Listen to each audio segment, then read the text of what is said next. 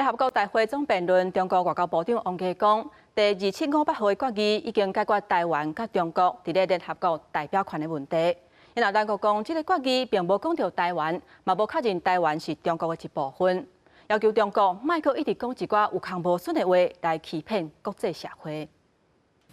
中国外交部长王毅18日联大总辩论发言，伊指出53年前第16届联合国大会用压倒性多数通过第2500号决议，承认中华人民共和国政府代表是中国伫联合国唯一合法代表，所以无一中一台问题。这一决议彻底解决了包括台湾在内全中国在联合国的代表权问题，明确不存在两个中国。 不存在一中一台。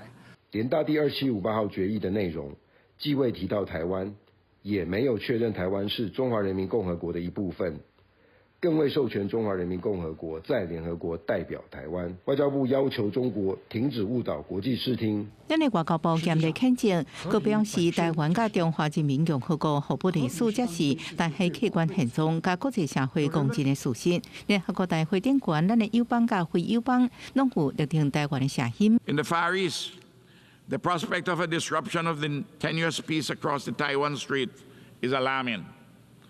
The quest for hegemony and the denial of a people's inalienable right to self-determination are wrong in the East as it is in the West. Australia has a different vision for the world, one where no country dominates and no country is dominated.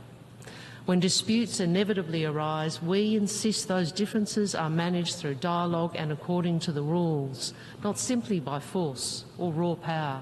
进前澳洲国会才通过联大第2500号决议文，无涉台动机。外长黄英贤也伫联合国表示，澳洲继续就南海甲大海和平稳定，敦促中国各路起美中恢复领导人甲军事层面的对话。记者综合报道。